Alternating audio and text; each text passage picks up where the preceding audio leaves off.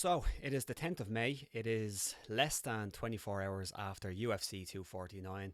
This is the MMA Movement Live Chat. I'm your host, as always, Robert Palin, and I'm joined by the wonderful Sean Taylor. Sean, how are you? Tired, Rob. Very, very tired. Why are you tired? Because I stayed up for the card last night. Yes, we both stayed up for the card. And if you have checked my Twitter, I posted up a picture of this is what it looks like when an Irish fan finishes watching a UFC pay-per-view, and it is not good. It's torturous. My sister was getting up to work as I was going to bed. It's insane, isn't it? I used to watch every single UFC event live back in the That's day. Yeah, You told me that before, and I was thinking about that today. That's insanity. I could not do that. It is. It's ridiculous. I wouldn't recommend it to me worst enemy. But anyway, there is plenty to talk about today. Of course, UFC 249 went down last night, and as the title says of this video, Justin Gaethje decimated and beat Tony Ferguson in the main event in what I would call an instant classic, Sean. And I want to jump straight into that fight, but before we do that and before we take your questions, because we're going to take all your questions as well, throw them in the live chat. I have a little phone here which I can look at them. Like and subscribe to the channel. If you like the video, it really helps us out, and if you subscribe, you won't miss any of these future live chats and stuff like that, so please do that. But yeah, Sean, let's jump straight into this, and I'm going to talk about it first, and then I'll let you give your take. But I just want to get your overall thoughts on the Tony Ferguson Justin Gaethje fight. My thoughts were that it was an incredible performance by Justin Gaethje. Now I think did we both pick Justin Gaethje, or did you pick Tony? I can't remember. So I think I said this on last week. I said I'd pick Ferguson, but I'd back Gaethje, which is exactly what I did. Okay, beautiful. Oh. Well, I picked Gaethje. Now, I didn't think the fight would have played out in that way, and I didn't think Gaethje would have looked so good. But what really impressed me about Gaethje was that it looked like early in the fight, and I don't know if you noticed this as well, Sean, but it looked like early in the fight he was falling into his own way, his old ways, like the fight he had with, say, Eddie Alvarez. Where he becomes a brawler. Now, Gaethje's always a brawler, and he still did brawl in this fight, even when he was doing some of his best work. But sometimes he falls into that, and he doesn't stay technical, and he wants to be hit for the entertainment of it all. And I don't think he fell into this later in the fight, and I think a lot of credit has to be given to Trevor Whitman, his coach, especially after round two. If you've noticed a moment after round two, Gaethje got caught with an uppercut. It was like Francis Ngannou style uppercut. He was just completely wild and got landed on. And his coach Trevor Whitman said, "Listen, take 10% off these punches. You don't need to punch as hard and stay technical." And that's exactly what happened. And I thought from 3 on, I thought Justin Gaethje looked phenomenal and probably the best we've ever seen him. And to the point where I think a lot of people now are looking at him versus Khabib Nurmagomedov, and of course we've lost the Tony Ferguson Khabib fight, it looks, but I think a lot of people now are looking at that and saying, man, that is a fight that I think we always wanted, but we really want that fight now. But what's your thoughts on the fight, Sean? Yeah, man, what a performance on Gaethje. Absolutely phenomenal. He put on a striking clinic. It was so cool being able to, I said this to you, we were texting during the night, and it was so cool being able to hear every strike, and everything he hit Tony with sounded hard. Did you notice that as well? Yeah, everything, especially early on. Like he was going, 110%, as they say, even though it's not physically possible. But you know what I mean? He was early in the fight. He was digging his punches in. Yeah, he looked brilliant. Tony didn't look quite himself, but I think Justin didn't quite allow him to be himself as well. Yeah. But I don't want to take anything away from Justin in that sense. He was phenomenal. Definitely his best performance of his career to date. Yeah. What I thought happened with Tony was I thought he looked good early on. Of course, he got that uppercut. But I did think after he noticed that Justin Gaethje wasn't going to go away and wasn't going to fall for his normal tricks, it was like he was almost forcing them tricks. You know the way Tony Ferguson gets really strange? Like when I'm talking about Tony Ferguson, I always say, what's his biggest attribute? And most people would say he's strange, he's bizarre, and he fights that way. And I think he was trying to force that at points. Like you'll notice he was doing that little, the little spins and stuff like that. And he didn't do the Imanari roll as much, and he went for that later on. But you know when he kind of spins around and he kind of plays, he almost plays with his food. Yeah. And that wasn't working on Gaethje, and I think he was getting frustrated over that, and maybe he was second guessing himself. I don't know. Like Tony Ferguson is probably the most mentally strong fighter, maybe aside from Gaethje, that we've seen in the UFC, or at least at lightweight. But I did think that the reason why he was off is because Gaethje just didn't allow him to play the game that he likes to play, and I think he was really frustrated by that. Yeah, definitely. We said last week that Tony does get hit, but it was definitely the most I've seen him get hit. Justin pieced him up with the jab as well. The jab was like a ramrod.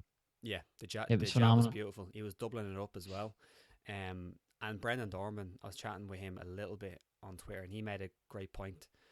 That Gaethje actually fights quite a lot like Jack Dempsey. Now, obviously, Jack Dempsey is a very, very old fighter. That's some old school stuff. I've watched a few of his fights, and I've watched especially I can't remember the name of the YouTube channel, but he does kind of old boxing breakdowns. It's like the mixed martial artist or something. I can't remember. Someone might know it, but he done this video on Jack Dempsey, and if you watch the way both of them move, and doing that the Dempsey roll, I think they call it, Justin Gaethje employs that type of style. And he wings his punches, but I think he was a lot more technical this time around. I think that was the difference. He was. I was trying to think of a term that he was technically violent last night. Like he was as violent as he ever was, but it was technically beautiful as well. It was a beautiful performance, and like I mean, I do feel for Tony, and that's kind of some of the comments that I've saw on the community tab when we put them up, and probably in the chat right now. And keep sending your questions in because we're going to get to them. But a lot of them were that, man, I feel for Tony Ferguson. Yeah. And I feel the exact same. Like, I'm sure you feel the same, do you? Yeah, it's a hell of a run to go on and to not get a title shot at the end of it. Like an official title shot. I know he's had the interim title and stuff, but it's a hell of a run to go on. It's easily a run that a champion could go on, and you could say he's absolutely cleaned out that division. Yeah, and I think that's the reason why a lot of people, maybe could argue that he was the best 155 pounder for a while, even though Khabib was the champion. Now, I still considered Khabib back then even to be the best, but like when you look at the run that he was on, and not just who he beat, like who he beat it's incredible, but just to be able to do that and to be able to win so much regardless of the competition, to go back is to back to back to back to back like that, and to do it the way he did as well. He wasn't sort of decisioning guys, close fights and stuff. He was fucking guys up as well along the way. Yeah, completely fucking them up. I'm going to take a couple of questions here, and we're going to go through the whole card because some incredible results. Of course, in the co-main event as well, Henry Cejudo potentially retiring, and I want to talk about that as well. But let's potentially being the key word there, I think. Yeah, let's take a couple of questions about this fight specifically. And the first one in the live chat, and then I'll go to the community tab as well because we have some there, is from Casual Helmet. Do you believe Justin matches up better with Khabib than Tony?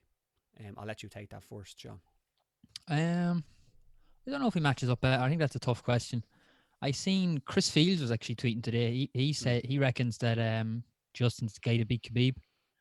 I think he looked phenomenal last night, and it will be really interesting now to see Justin actually put a bit of emphasis on his wrestling in camp, I would assume, for the Khabib fight, and to see how he utilizes that. You would assume that he will utilize it to set up the striking sense, keep it on the feet and set up the striking and that. So I think he matches up. I think it's a quite an okay matchup for him. Yeah. I mean, no one matches up overly well against Khabib, but yeah. I think it's quite easy to say that, like, yes, now. Like, I mean, in hindsight, because of what we saw. Yeah. But even then, when you look at the performance and you look what Justin Gaethje does well, which is kind of like the old Chuck Liddell thing of staying on your feet and being able to strike while negating that takedown attempt from his opponent, that has to be a good thing if you're facing a Khabib Nurmagomedov. Now, can you do that against someone like Khabib?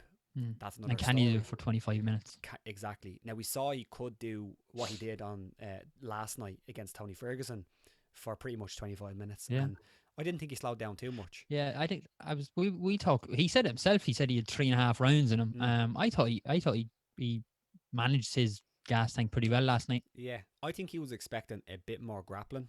Probably. And probably Tony Ferguson was expecting to grapple a little bit more, but I think he was expecting that, and that's just not what we saw. I think after a while, like Tony Ferguson couldn't kind of get his game going, and he kind of just completely forgot about the grappling. And then when he tried to go there, it was probably a little bit too late. But back onto the question, I do think on paper, you look at it, yeah, I think Justin Gaethje looks like a tougher opponent than Tony Ferguson in that sense, because I think he can at least keep it on the feet for certain stretches of the fight. I'm not sure if Tony Ferguson could. Now Tony Ferguson has the advantage that he can submit off his back. But I don't know, Khabib Nurmagomedov has never really been in trouble in that sense, apart from against Dustin Poirier when he almost got that guillotine, wasn't it? Should have jumped guard. Yeah. So yeah, I would say yes, but it's kind of easy to say that after watching that. Same guy or girl, guy. You want the early odds on the Khabib Justin fight? Yeah, do. Yeah. Sorry, that was actually another of his questions, wasn't it? I seen that casual, wasn't it? How substantial of a favourite do you believe Khabib is in a fight with Justin? Yeah. So we'll give the odds and then we'll give our own take. I'm after looking at it. I was thinking when I seen the question, so I was thinking that Khabib might be around the 1-4 mark, something like that. I could see him being quite a big favourite, but he is actually so he is 1-2, which is a little bit shorter than I thought. And Justin is 13-8. So even the bookies think Justin matches up pretty okay against Khabib, which is interesting. How would you predict that line would move, Sean? Would you think it'd move further away from Gaethje, as in like Gaethje become a bigger underdog as people start looking at it? Yeah, I would assume so. I'd assume if to say there was a date for that, those are early odds on no dates or anything like that. So I would assume that once a date and stuff is announced, that Khabib would drift out a bit further and get quite short. So yeah, look, I think on these early odds, they're going to favour. Not favour as in it's not going to be they're going to recency bias favour, but yeah, the recency bias is going to be there. But still, I think it's quite competitive personally. Yeah, I think so. I could definitely dig having a bet on Justin in that fight, to be honest. Yeah, especially how he fought in the later rounds there. I thought that was very impressive. You got to look at the Al Iaquinta fight as well with Khabib. Now Al was in a completely defensive wrestling stance for that, and Justin Gaethje won't do that. But I also think Justin Gaethje is probably a better wrestler than Al Iaquinta is. So I think it's a good one. There's questions there about other fights, but I want to just stay in this fight for a few more minutes and then we'll jump into the other fights. I'm going to go to the community tab to see if there's any questions there. But I guess, what do you think is next for the next fight? Has to be Khabib for Justin Gaethje, right? Yeah. We're just going to say that's going to be it. But Tony Ferguson, where does he go from here? I was thinking about this today, and I text you a fight. I think I'd love to see Dustin Poirier against sorry, fun. I'm playing with poker chips here, so if you hear that and drop, that's why I'm an utter degenerate. Yeah, I'd quite like to see Dustin Poirier against Tony Ferguson. I think that's a phenomenal fight. Both guys coming off losses and stuff, but I think that's a cracking fight. I'd love to see that. Did Dustin Poirier tweet something? I won that smoke or something like that? He could have. I didn't see it. I think he might have. But yeah, I like that, and I think that's probably the right direction. I would like to see Tony Ferguson take some time off because he's had a hard few months, and that was a life-altering performance and fight, not just a career-altering performance. That's going to take a few years off you because, that was big. Without taking away from Justin's performance, I think the long camp, the couple of weight cuts, and just the circumstances around the pandemic and stuff at the minute did Ferguson no favors. I think the extra extra week or 3 weeks that Justin got definitely helped him as well. He said that himself, but I definitely think they played a part. Yeah. And that's not to take anything away from Justin at all. No, absolutely not. A question from Linus in the community tab, and I know he's in the live chat now.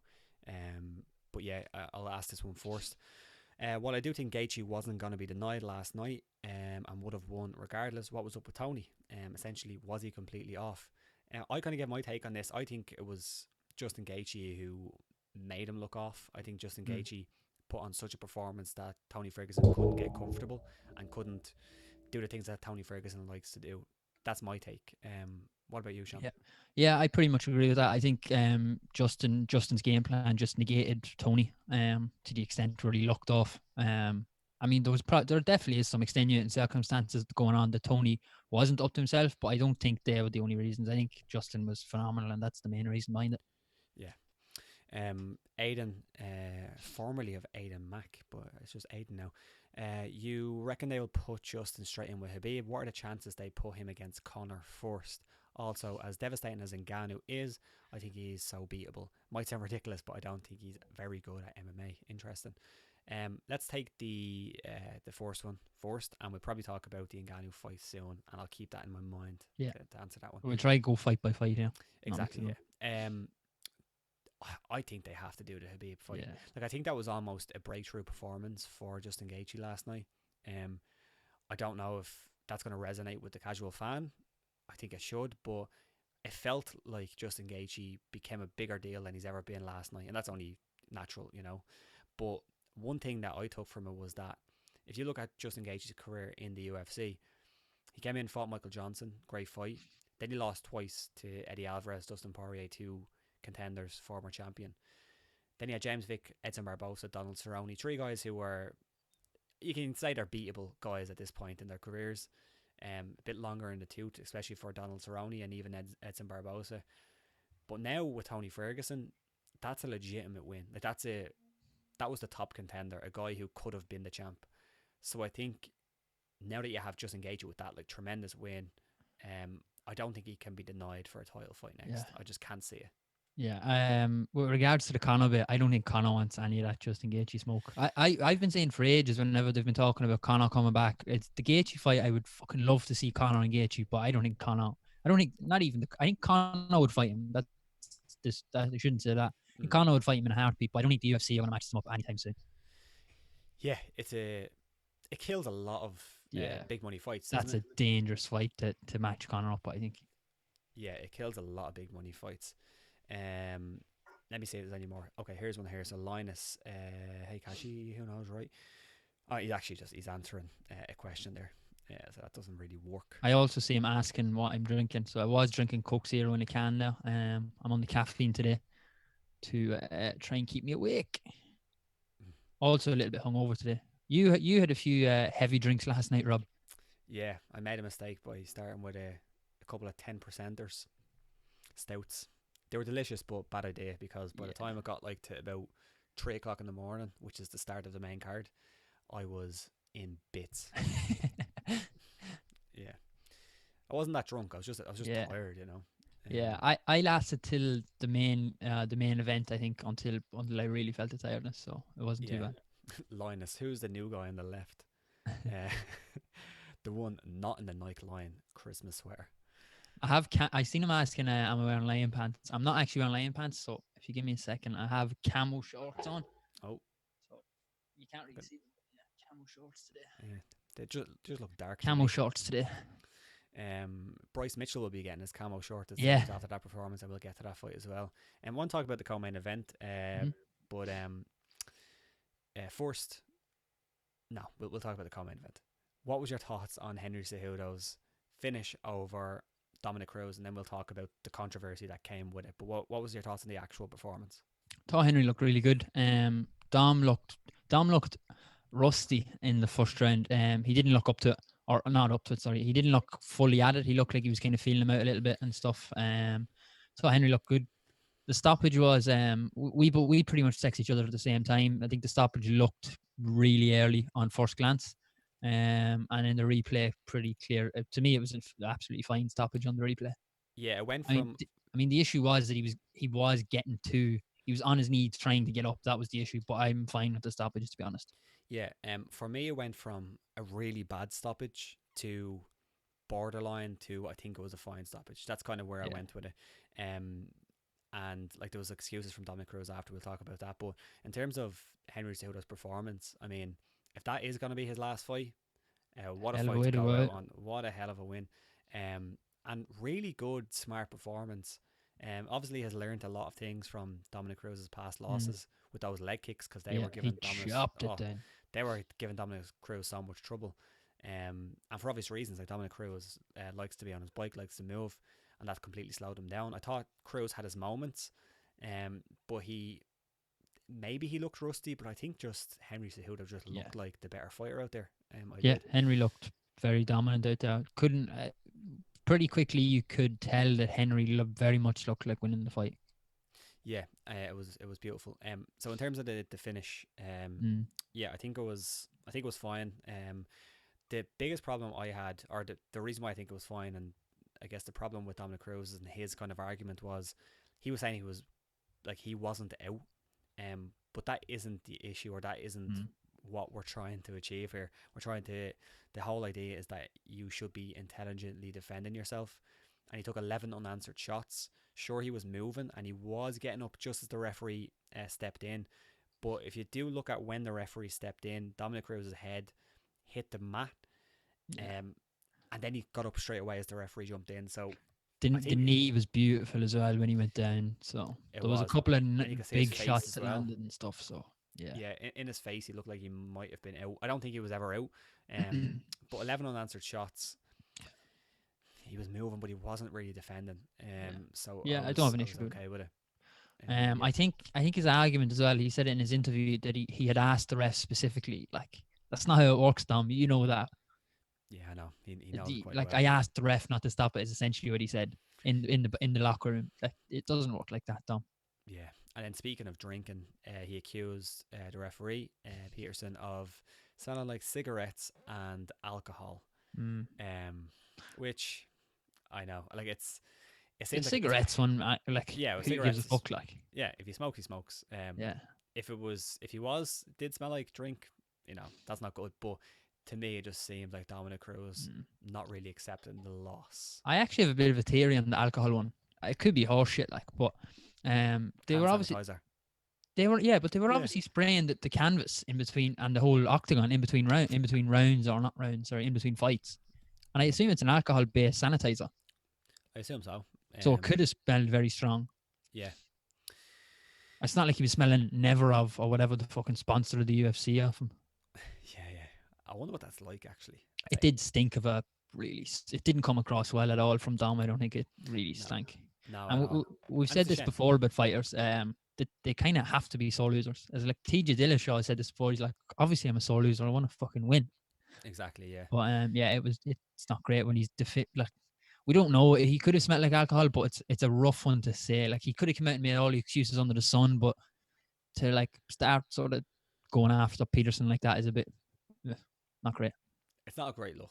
Yeah. Like what was going to happen? I mean, he should have just taken the loss, and maybe down the line he could have said a few things, but like, it wasn't a great look. Like, all of it. Like, I mean, it wasn't just that. It was how he reacted afterwards and all of that. Now, Henry Cejudo said that he's retiring. You immediately said that you don't think it's true. That's horseshit. But then there've been people who know Henry Cejudo quite well and said, we actually think it's true. His coach was apparently in tears when he was talking about it backstage. Daniel Cormier explained how he retired from wrestling really early in his wrestling career. I think he was like 21 or something like that. He was kind of on top of the world after a gold medal. So, like, I mean, I don't think it's bullshit. I think it's kind of skirting the line between he probably is thinking about retirement, plus he thinks maybe he might be able to use it as leverage. It might be a little bit of both. He's probably skirting the line between that.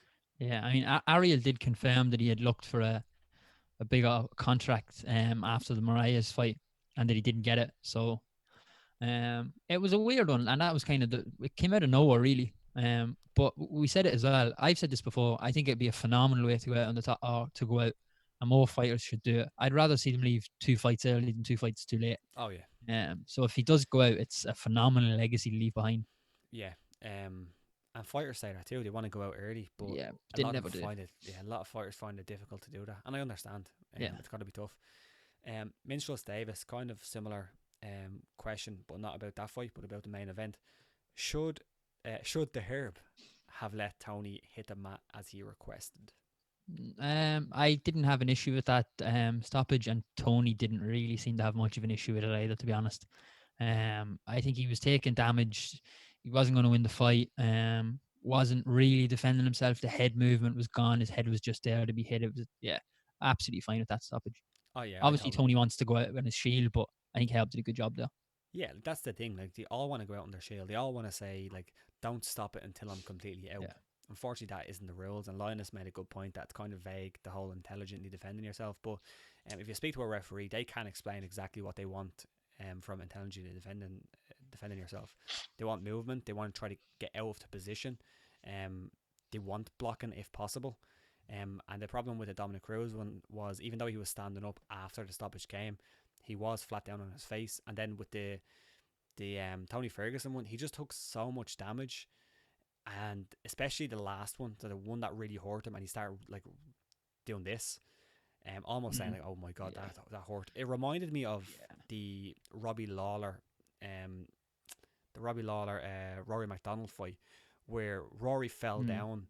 Not necessarily because he was knocked out, just because he just crumpled up. Damage. Yeah, I know the sequence you're on of it. Yeah, his body just gave up.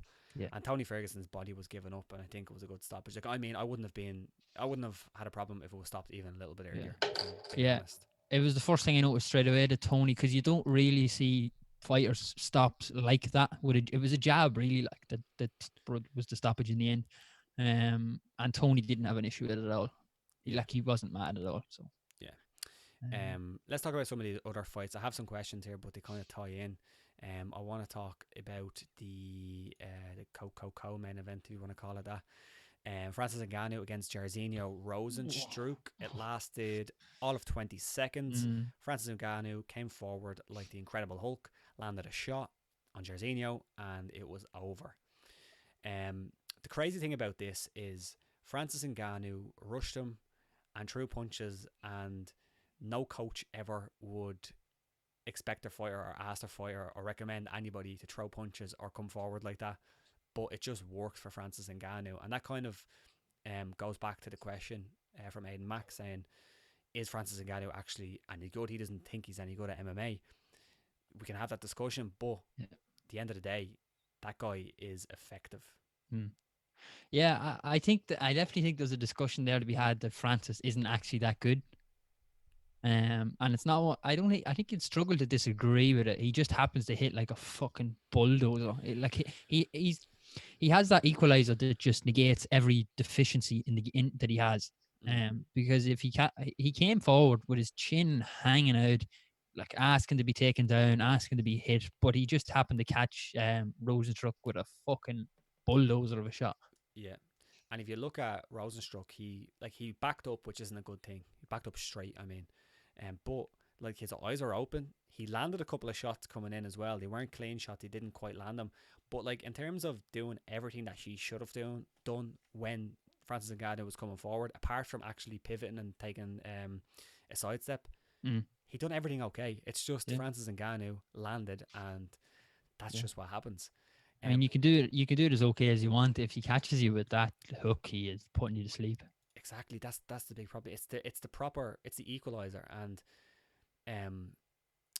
it's just incredible because like if you look at his last few fights, the problem I have is when he comes up against someone like DC, and I think this is partially why when DC said I would have just taken him down, I was like, yeah, you probably would have, because he hasn't really shown the improvements that I would have liked him to see. Like if he comes in against DC or Stipe, how do we know what happened to him against Stipe? It just won't happen again. Like there's always that chance. There's always the chance that he can do this, but has he shored up everything else? And even then, like I mean, that technique that he done, coming forward, off balance, landing these shots, these wild shots, that could have easily not worked, and we could have been having a completely different discussion right now. Like what happens if Jairzinho Rozenstruik just landed one on the chin perfectly while he came in because he was open to it? But at the same time, he just lands and people go to sleep, and it's one of the most incredible things I've ever seen. Just Francis Ngannou, the way he hits. Yeah, it's phenomenal. He's very Deontay Wilder-esque. I think the comparison between the two of them is very true. Like he's not technically very good, but he will knock you spark out if he catches you. That's the thing, isn't it? And there was a question. I'm going to try to see you first, Sean, and then I'm going to have a think about it. But there was a question from somebody. I'll try to find the guy who asked it. But there it is. It's Hippie Cola. Where does Ngannou rank in the all-time heavy hitters list of combat sports? So we're going to be talking about boxing here as well. Of combat sports. So Yeah, we're talking boxing as well. Yeah. So Deontay is up there. You have Francis there. What, George Foreman up there? Yeah, like he has to be up there. Yeah. Sunny listing, I guess. And like Rozenstruik wasn't pillow fisted either. I mean, we saw what he done to Overeem's lip. Yeah, I know. Yeah. So, yeah, he's definitely up there in the conversation of top 10, if not top 5. Yeah. Like the difference is, like, say if you compare him to like George Foreman. Like, I mean, if you ask many boxing fans who's the biggest hitter in boxing of all time, they might say George Foreman. Some might even say Deontay Wilder, just what he's doing. But the difference, I think, with like George Foreman is that like he didn't wing his punches. He was like more technical. Probably not. He's not like Muhammad Ali style, but like I mean, he was like really tight and just throwing hooks, and he was cleaning people out with those type of shots. Yeah, I think if we're talking one punch concussive hit. You're looking Yeah. at the likes of Wilder, Yeah. Tyson, Tyson. Yeah. Someone Ngannou. Tyson and their talented type. Yeah. I think he's definitely up there. Mm. Um, Like, we should not have. for any money in the world would I take a shot from Ngannou, because I wouldn't be No. alive to fucking use the money after it. Yeah, I know. It's insane. Dredrick Tatum from The Simpsons. Is Linus. Lane. That's a good Yeah, one. love Dredrick. But Homer Simpson took them shots like Yeah. a champ. Homer take them shots like a fucking Yeah. spud. As I said at the start of this chat, if you can like this video and subscribe to the channel, really appreciate it. It really helps us out. Some good interactions with guys on Twitter last night as well. It was fun. Yeah, there was. Check us out on Twitter. Give us a retweet on this as well, and tell the people to come on and join us, because we'll be here for another while to talk about. We have loads of questions here, so appreciate them all. But on this fight, this Francis Ngannou fight, where does he go from here? I know a lot of people were talking about potentially putting an interim title on this fight. I wouldn't have been completely against it, but Francis wanted it. Francis wanted it, yeah. I wouldn't have been completely against it, but where does he go from here? Because it looks like maybe this Stipe and Cormier fight might happen. So where does that leave Francis Ngannou now? I don't really know, to be honest. I mean, we're not learning anything about Francis that we didn't already know. And if you give him a wrestler who's going to cause him problems, you risk sort of putting bigger fights like Stipe down the drain for him again. If you know what I mean.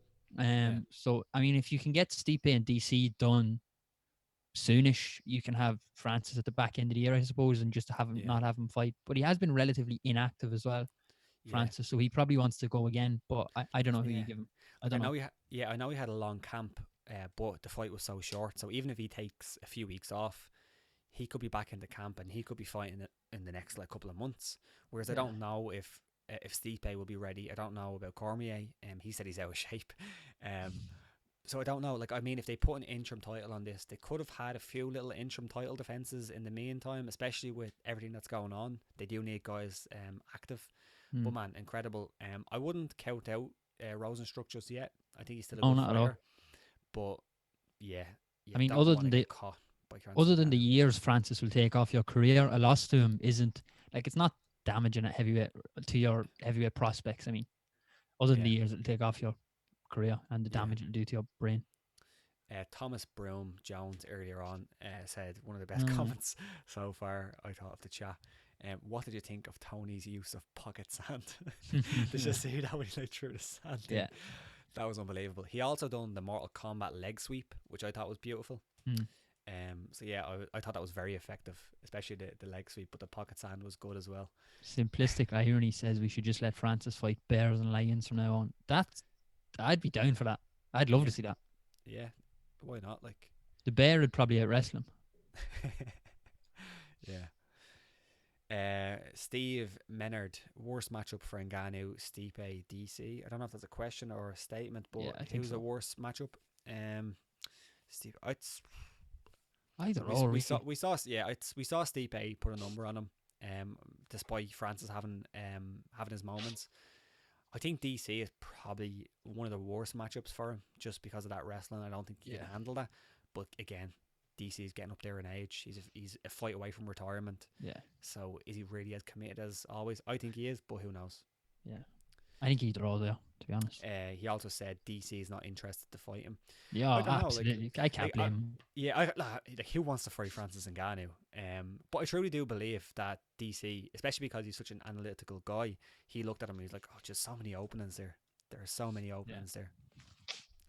Yeah, and I mean, if you did take it on, it's a fight. And if you win it and win it convincingly, you get a lot of credit for it. Yeah.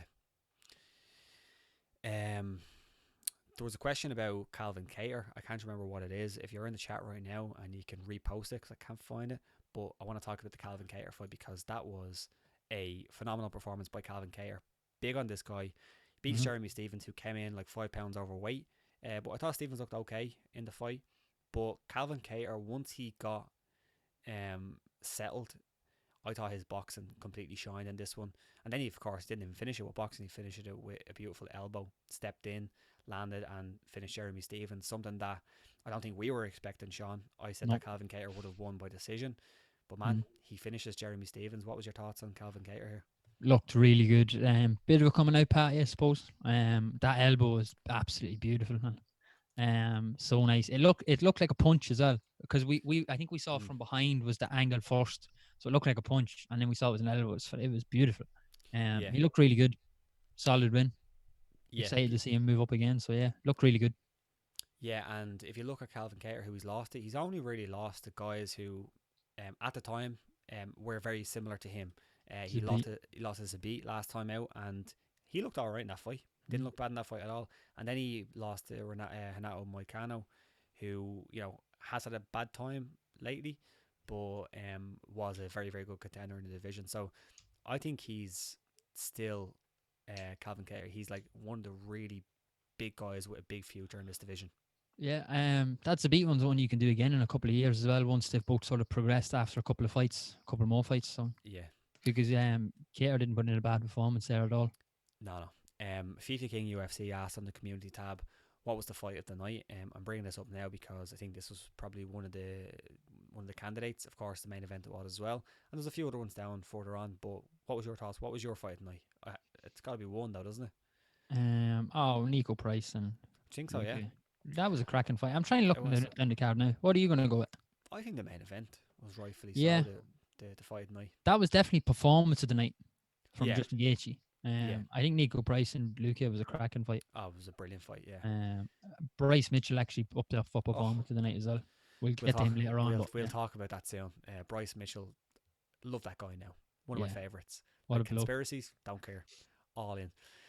But yeah, my fight of the night is the main event. And are you going to go Nico Price? Yeah, I'll take that one. For fight of the night, yeah.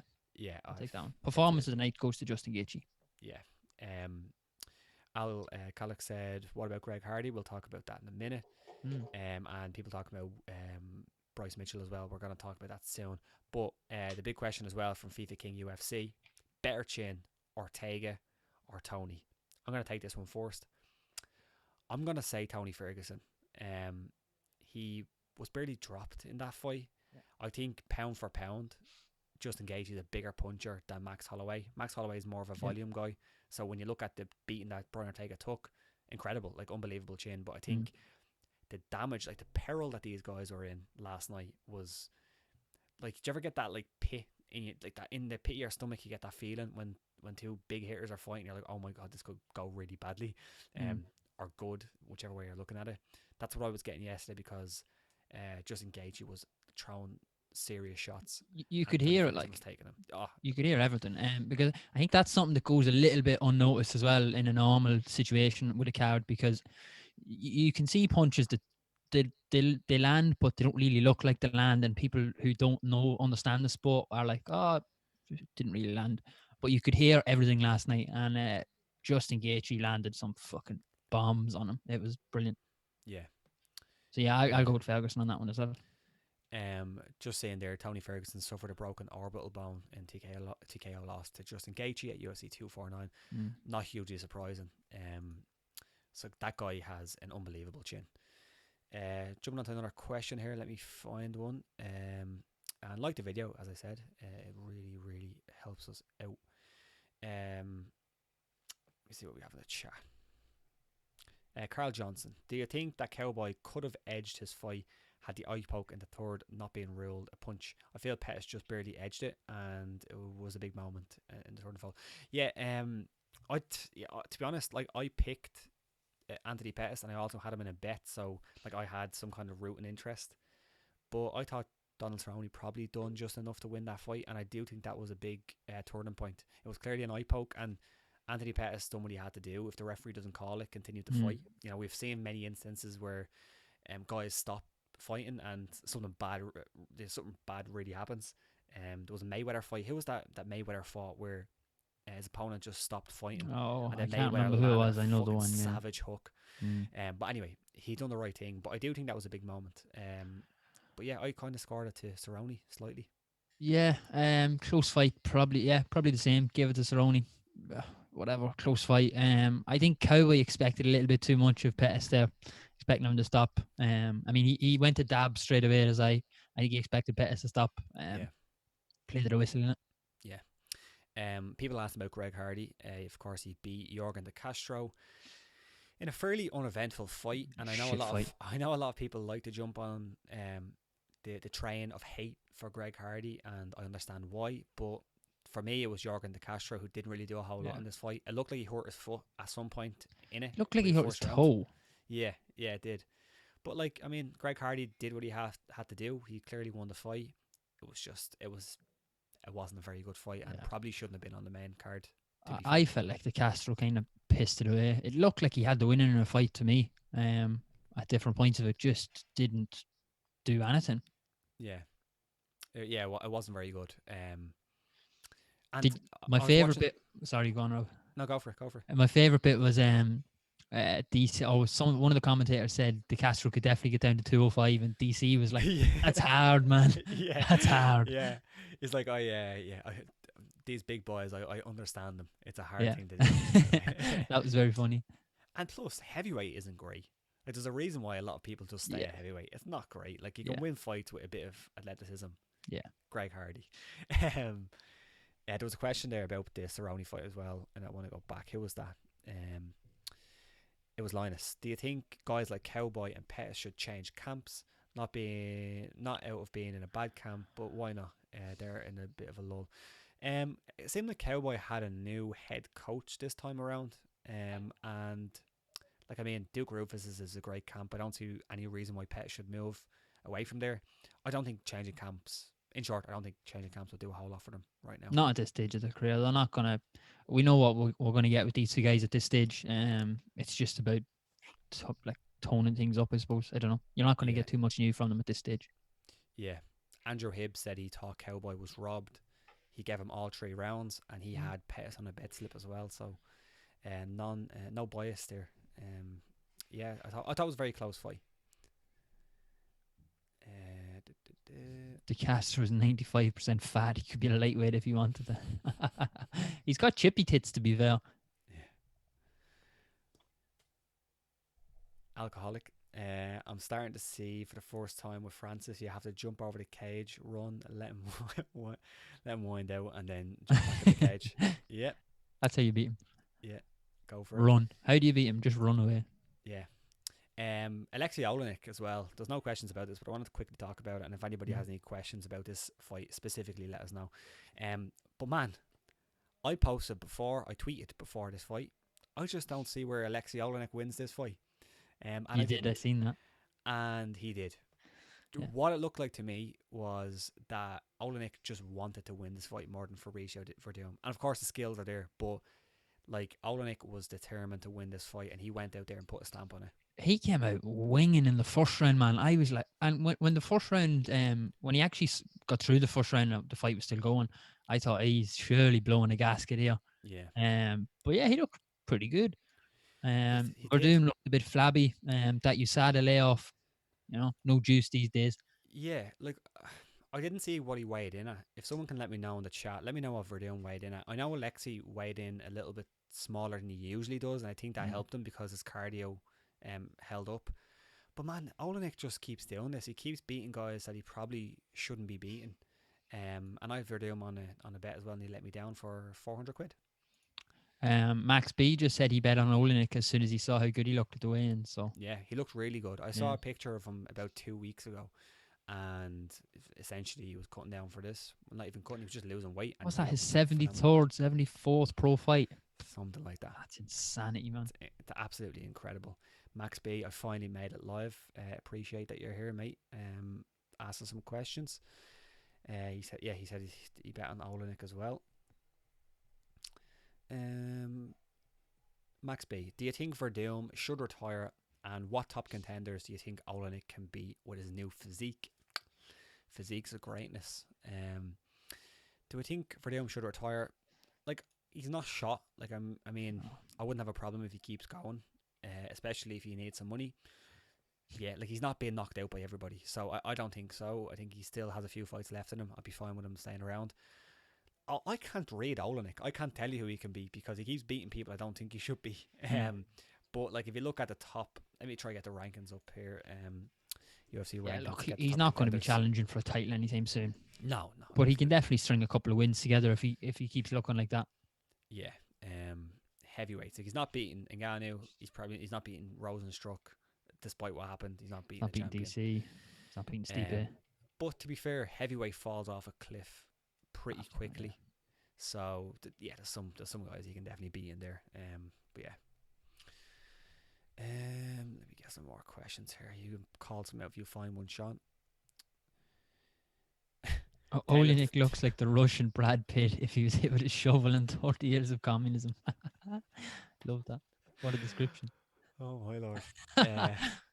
Tail of the tape. I'm convinced Greg Hardy is Dana's way of trolling the MMA community.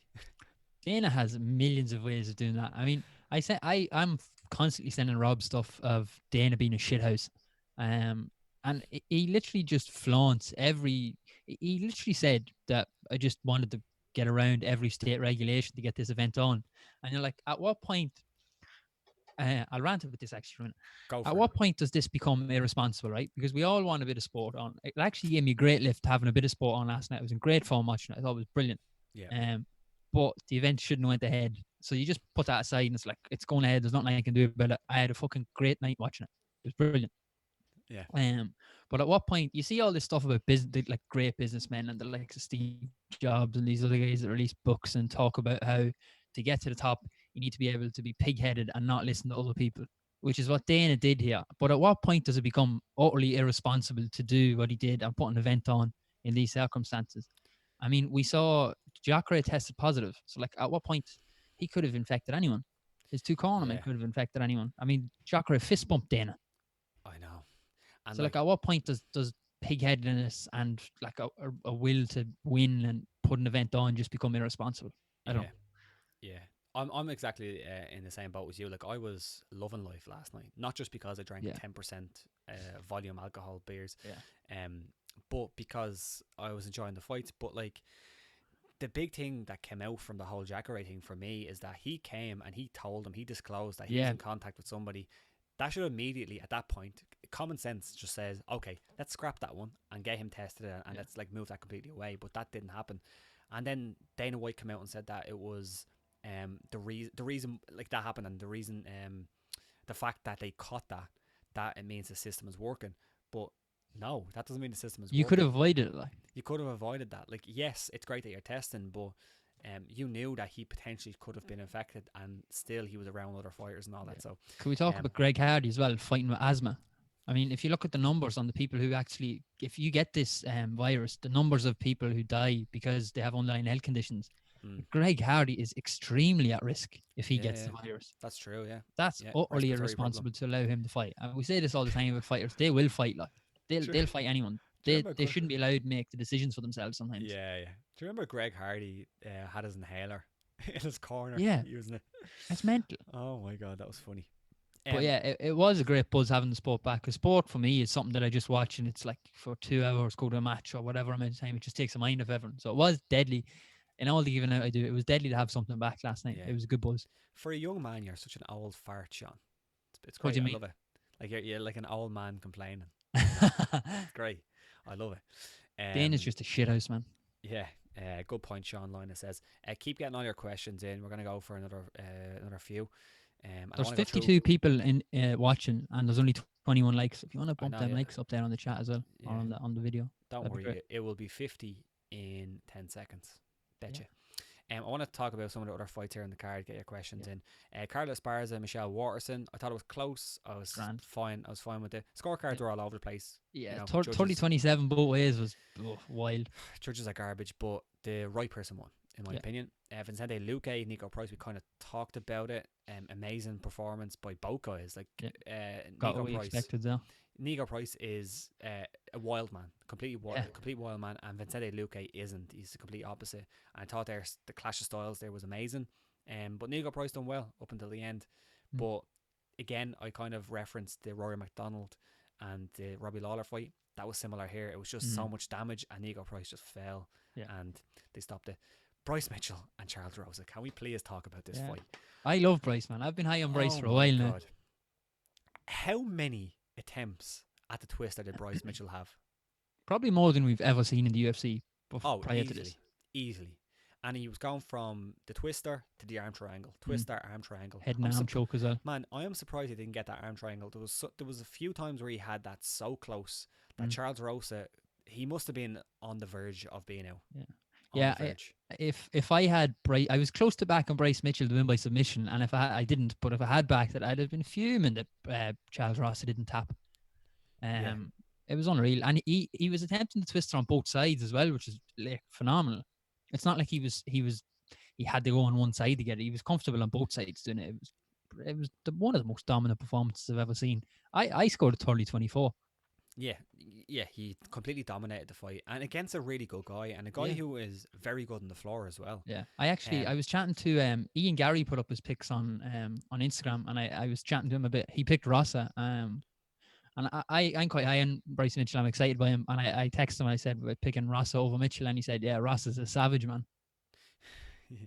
So that's on it. Yeah, no, Rossa, he's very, very good. What I really loved about Mitchell, this not including the actual submission attempts, was just his control on top. Like, very rarely do you see a guy who is like a magnet like Mitchell is, and I love that style of fighter because he's very active in his passing. He used a lot of shoulder pressure to get out of half guard loads of times. And just how he flowed from mount to back and into the different positions, it was beautiful. And man, that is definitely a guy I'll be looking at. It was so effortless as well how he did it. It was absolutely, it was so much fun to watch. So much fun. Yeah, Bryce Mitchell is for real. Keep an Ross is a black belt as well.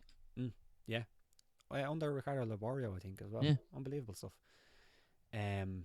Linus said, guys, 5 hours till the Michael Jordan documentary. Keep this going. I'm loving this documentary, man. It's definitely it's top 3 sports documentaries I've ever seen. I think it's absolutely fucking brilliant. It's unbelievable. I'll be watching it tomorrow, I guess. It's coming out. It'll be tomorrow for us. Yeah, midnight. Yeah, cool. And some of my friends keep watching, just like they'll watch one episode one night, and like they'll watch one episode tomorrow when it comes out, and then they'll watch the second one on Tuesday. I just don't know how people have the what's the word, the patience to do that. I binge it, like it's fucking phenomenal. Yeah, I can't wait to watch it all back to back once all episodes are out. I'm gonna watch it again. Yeah, me too. Thomas Broom Jones said the Surgeon General of Arkansas tweeted me and said he trains with Bryce. Apparently he destroys everyone in the gym. That doesn't surprise me, man. That doesn't surprise me at all. That guy is legit on the floor, and like, I don't even know like what his credentials are in terms of like, did he do competition jiu-jitsu? I don't know. I actually don't know. Maybe he has. Like, I haven't really been keeping up with it. But it's so cool as well because he doesn't come from one of these big camps. He just comes from Arkansas. Yeah, it's crazy. Get that man his camo shorts, man. Yeah, get him. Apparently they will. His manager said they will. The only fight we haven't talked about so far is Ryan Spann, Sam Alvey. A little bit disappointing from Ryan Spann. It was a decent scrap, but I thought like Ryan Spann, I think, has serious potential. I just don't think he showed it this time out. Yeah, it was a grand fight. It was a decent fight to open the card. Sam Alvey looked okay, landed some decent shots. Scoring was a bit meh. I wasn't sure about it. Linus said in the USA we call Jordan and Pippen the Sean and Rob of basketball. We're the Jordan and Pippen of podcasting. Yeah, I'll take it. There's some kind of weird conversation. I seen this Nando dude. Bro, she's fake, man. Yeah, one other thing I want to talk about from the card, not specifically a fight, but GSP is going into the UFC Hall of Fame. Probably one of the most deserving UFC Hall of Famers, in my opinion. Big fan of GSP. And if you look at what he done over the course of his career, it's absolutely incredible. If you haven't watched GSP's title run, go on Fight Pass and watch it. Incredible fighter. I assume he's done. He only fought recently, but 2018, wasn't it? He fought Bisping. Yeah. He lost twice. He got both of those losses back, or yes, got both of the wins back, and got them emphatically against Matt Serra and Matt Hughes. Beat Matt Hughes twice. And yeah, all for that induction. GSP, incredible fighter. Yeah. I obviously came after GSP, but one of the things that stands out to me, and it was a point made on Twitter and on the broadcast last night, is how clean his legacy is. Like Yeah. there's no dodgy decisions and stuff. Like if you're looking at guys who are probably up there for the GOAT consideration. I mean Anderson has drug issues with USADA. John Jones has all the issues under the sun. Henry Cejudo wants to What pull issues doesn't he have? Henry Cejudo wants to pull himself in that conversation as well. And although he has a phenomenal legacy, I mean, there's a couple of stoppages which have been debated and stuff. There's a decision Yeah. over Mighty Mouse, which is debatable as well. Yeah. So it's not the cleanest. I'm not taking away from it, but it's just up for debate. Whereas it's not really up for debate with GSP Yeah. and his legacy. Yeah, and he beat generations of fighters. Yeah. It's incredible. Do we have any other questions here on this?